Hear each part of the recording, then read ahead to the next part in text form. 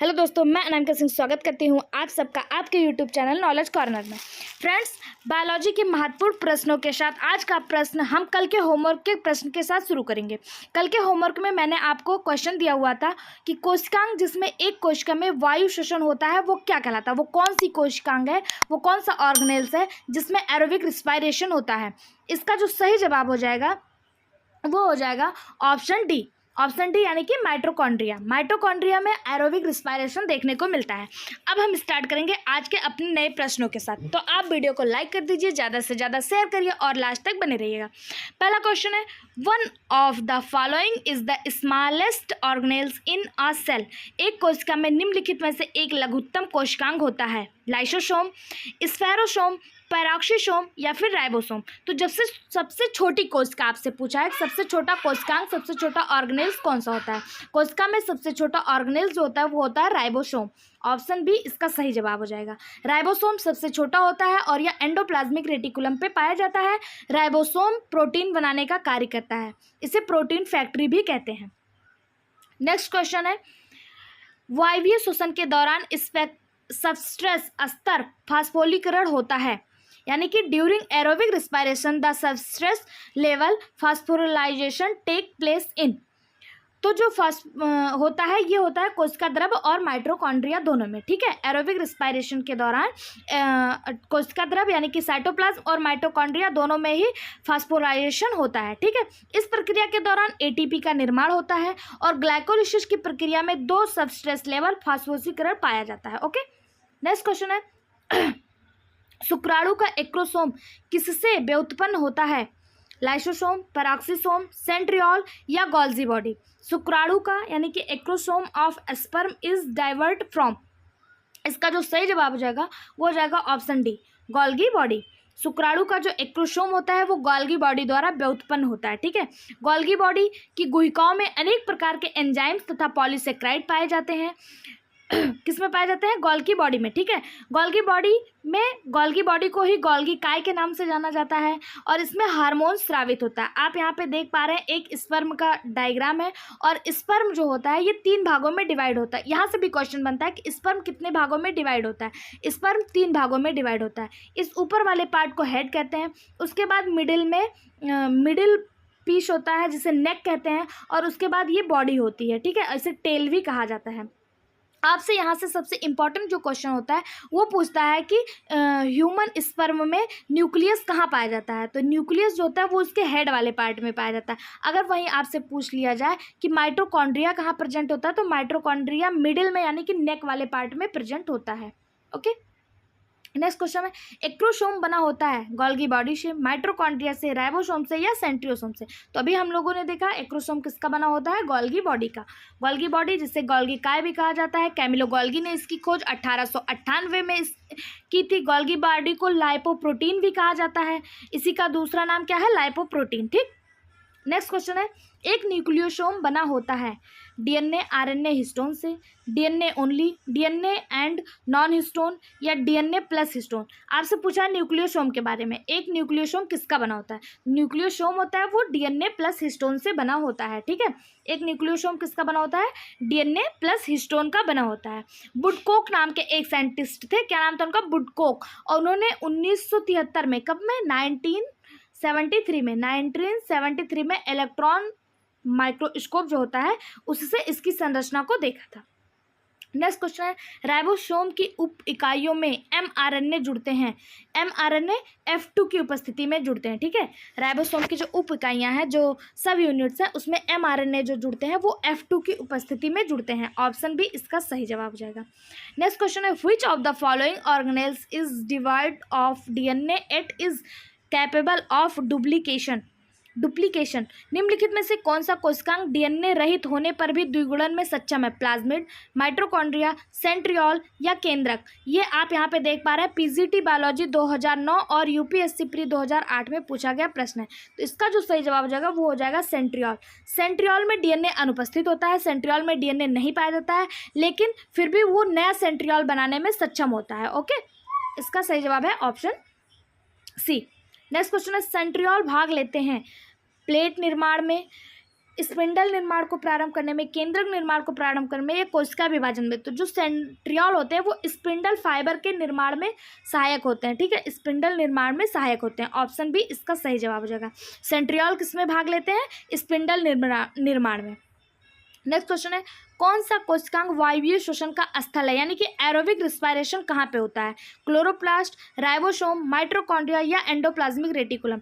इसका जो सही जवाब हो जाएगा वो होगा माइटोकॉन्ड्रिया। माइटोकॉन्ड्रिया में एरोबिक रिस्पायरेशन होता है और एटीपी का निर्माण होता है, ठीक। ऑप्शन सी इसका सही जवाब हो जाएगा। क्लोरोप्लास्ट वनस्पतियों में पाया जाता है, प्लांट में पाया जाता है, और वहाँ पे प्रोटीन सिंथेसिस होता है। और बात करें राइबोसोम की, तो राइबोसोम में भी प्रोटीन का निर्माण होता है। क्लोरोप्लास्ट में प्रकाश संश्लेषण होता है और राइबोसोम में प्रोटीन का निर्माण होता है। नेक्स्ट क्वेश्चन है, कौन सही युग्म नहीं है? एक मिनट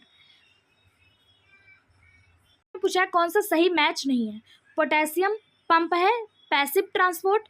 तो यही आपका पहला ही गलत हो जाएगा, क्योंकि पोटेशियम जो पंप है वो पैसिव ट्रांसपोर्ट ना होकर क्या है, एक्टिव ट्रांसपोर्ट है। जबकि फ्लूइड मोज़ेक मॉडल की खोज सिंगर और निकल्सन ने की थी, ये बिल्कुल सही है। अर्धपारगम झिल्ली के पार जल संचरण प्रसारण कहलाता है, ये भी बिल्कुल सही है। पादप कोशिका प्लाज्मोडेस्माटा रखती हैं, ये भी बिल्कुल सही है। पादप कोशिकाओं में एक कोशिका से दूसरे कोशिका में एक्सचेंज करने के लिए यहाँ पे प्लाज्मोडेस्माटा पाई जाती है, ये भी बिल्कुल सही है। इसका जो सही जवाब हो जाएगा वो जाएगा पोटेशियम आयन जो होती हैं वो पत्तियों में जो पाए जाने वाला रंध्र होता है उनको खुलने बंद करने में सहायक होती हैं, और ये एक्टिव ट्रांसपोर्ट रखती हैं, ठीक, पैसिव नहीं। नेक्स्ट क्वेश्चन है, अपकेंद्रण के दौरान कौन सा कोशिका अंगक कम गति पर तलछट करेगा, यानी कि कौन सा सेंट्रीफ्यूगल्स के दौरान कौन सा किसकी स्पीड जो होगी वो स्लो होगी? माइटोकॉन्ड्रिया की, केंद्रक की, गोल्गी बॉडी की या राइबोसोम की? इसका सही जवाब हो जाएगा न्यूक्लियाई की, यानी कि केंद्रक की।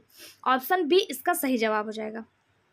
नेक्स्ट क्वेश्चन है, कोशिका विभाजन के समय कोशिका पट्टी का निर्माण हेतु उत्तरदायी कोशिकांग है? क्या पूछा है यहाँ पे? The cell organelles responsible for cell plates formation at the time of cell division. Chloroplast, endoplasmic reticulum, Golgi body या माइटोकॉन्ड्रिया।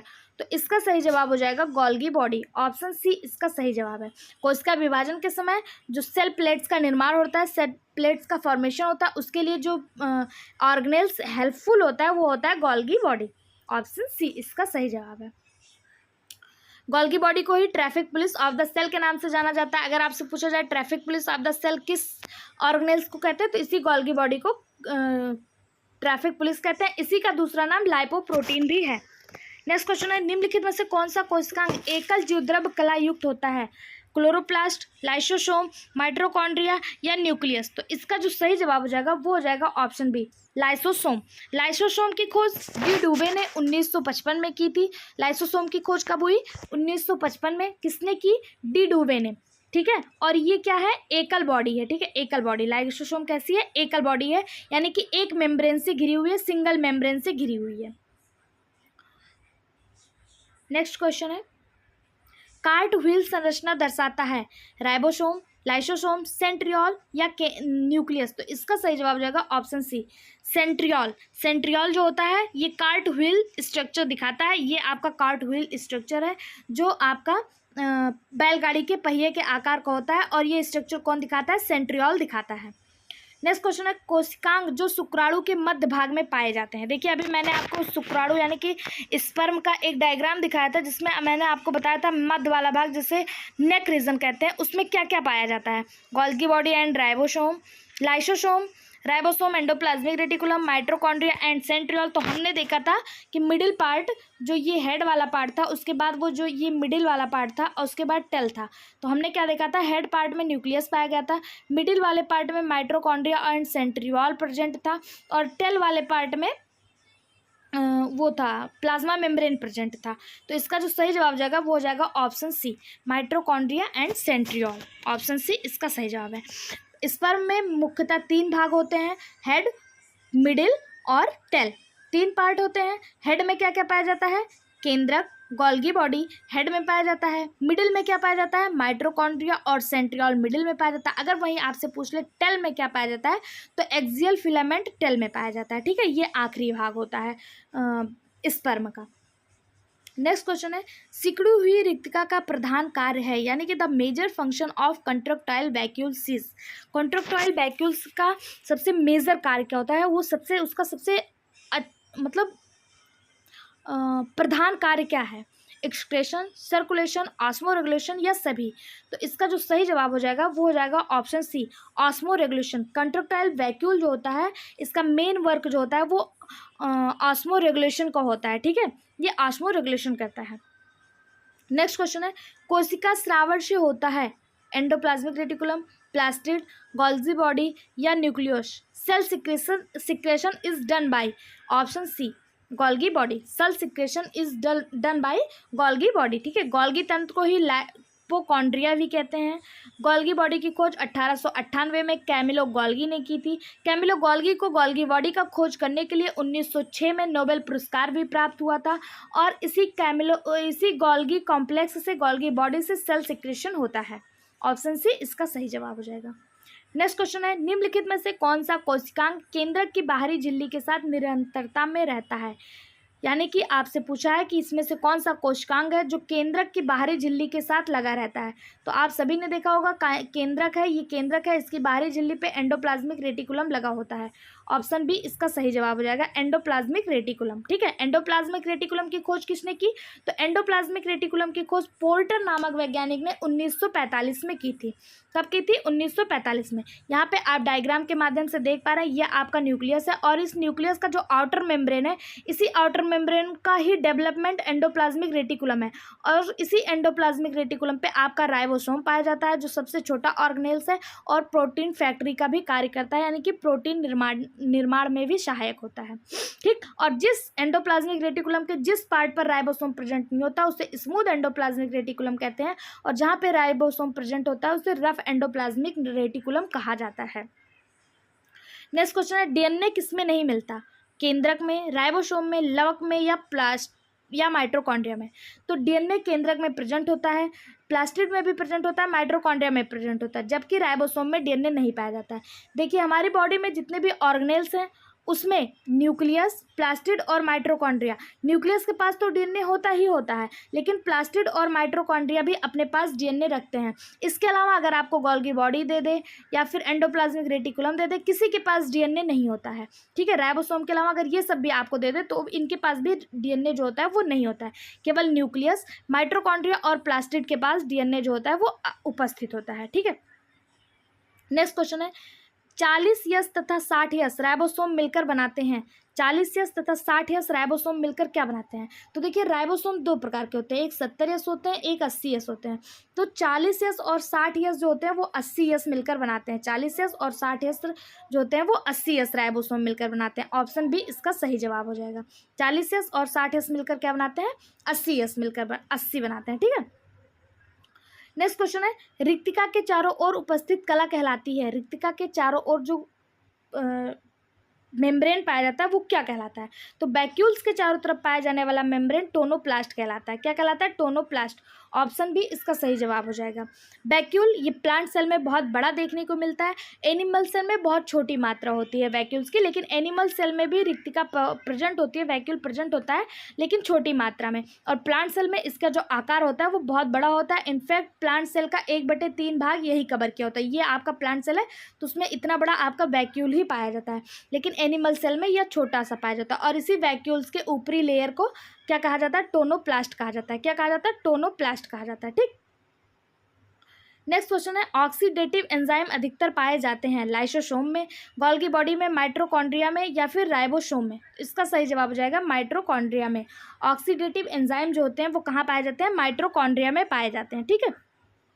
वहीं पे बात करें लाइसोसोम की, तो लाइसोसोम में हम लोगों ने देखा था हाइड्रोलाइसिस एंजाइम पाए जाते हैं। इसे आत्महत्या की थैली कहते हैं, सुसाइडल वैग है ये। क्यों? क्योंकि ये जो होता है हमारी मृत कोशिकाओं पे, लाइसोसोम में जो हाइड्रोलाइसिस एंजाइम पाए जाते हैं वो मृत कोशिकाओं को मारने का कार्य करते हैं। लेकिन कभी कभी क्या होता है, ये लाइसोसोम अपने आप में ही फट जाता है, तो इसीलिए इसको सुसाइडल वैग भी कहा जाता है। माइटोकॉन्ड्रिया में कौन से एंजाइम पाए जाते हैं? तो माइटोकॉन्ड्रिया में ऑक्सीडेटिव एंजाइम पाए जाते हैं। राइबोसोम को प्रोटीन फैक्ट्री कहते हैं, गोल्गी बॉडी को ट्रैफिक पुलिस कहते हैं, माइटोकॉन्ड्रिया को powerhouse of the cell कहते हैं और लाइसोसोम को सुसाइडल बैग कहते हैं। नेक्स्ट क्वेश्चन है, यांत्रिकी सहायता, प्रोटीन संश्लेषण एवं किण्वन, ट्रांसपोर्ट के लिए निम्नलिखित में से कौन जिम्मेदार है? डिप्टियोसोम, कोशिका झिल्ली, माइटोकॉन्ड्रिया या एंडोप्लाज्मिक रेटिकुलम? तो इसका सही जवाब हो जाएगा ऑप्शन डी, एंडोप्लाज्मिक रेटिकुलम। या एंडोप्लाज्मिक रेटिकुलम जो होता है ये मैकेनिकल सपोर्ट, प्रोटीन सिंथेसिस और एंजाइम ट्रांसपोर्ट के लिए रिस्पॉन्सिबल होता है। कौन? Endoplasmic reticulum. Okay, endoplasmic reticulum दो प्रकार के होते हैं, rough endoplasmic reticulum, smooth endoplasmic reticulum. जिस एंडोप्लाज्मिक रेटिकुलम पे राइबोसोम प्रेजेंट होता है वो रफ एंडोप्लाज्मिक रेटिकुलम होता है, और जहाँ पे नहीं होता है वहाँ पे स्मूथ एंडोप्लाज्मिक रेटिकुलम होता है। आज के वीडियो में बस इतना ही था। आगे जो हम चैप्टर डिस्कस करेंगे वो होगा समसूत्री एवं अर्धसूत्री कोशिका विभाजन के इंपॉर्टेंट प्रश्न। तो आप हमारे साथ जुड़े रहिए, चैनल को सब्सक्राइब कर लीजिए, वीडियो को ज़्यादा से ज़्यादा शेयर करिए और लाइक करिए। Thank you.